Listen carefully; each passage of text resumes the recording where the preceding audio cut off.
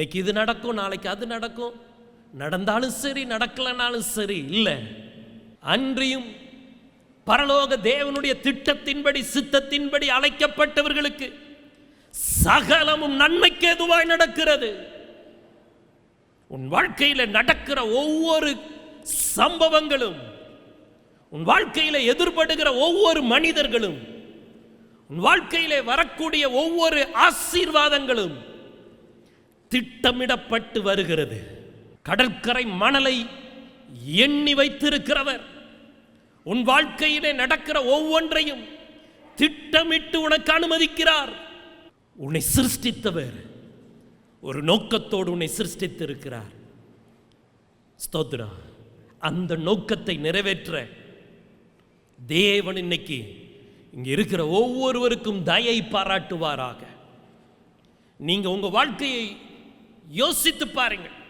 ஒரு படகு காற்று அடிக்கிற திசையெல்லாம் போய்கொண்டு இருந்தால் அதுக்கு முடிவு வருமா? முடிவு வருமா?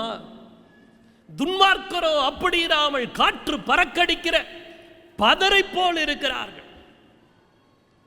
காற்று உன்னை அது இஷ்டத்துக்கு உன்னை அழைத்து போகிறதா? அல்லது உனக்கென்று ஒரு பயண திட்டம் உண்டா? வாழ்க்கை திட்டம் உண்டா? வாழ்க்கை தரிசனம் உண்டா? உன்னை குறித்து தேவன் வைத்திருக்கிற உன்னதமான திட்டத்திலே நீ படிப்படியாய் முன்னேறி கொண்டு இருக்கிறாயா? 2 நாள் அப்படி இருக்கும், 3ஆம் நாள் பார்த்தா கண்ணை கட்டின மாதிரி இருக்கும்.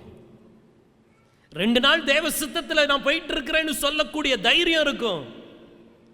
ஆனா சில நேரம் கண்ணை கட்டி என்ன நடக்கு, என்ன பண்ண போறேன், என் வாழ்க்கையின் நோக்கம் என்ன?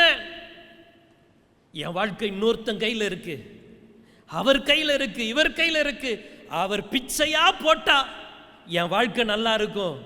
அவர் வன்கண்ணனா இருந்தா என்னால ஒன்றும் இல்லைன்னு சொல்லி மனிதனை பார்த்து கொண்டிருக்கிற மாயையான மனிதனே, உன் வாழ்க்கை திட்டமிடப்பட்ட ஒரு வாழ்க்கையா இருக்கட்டும்.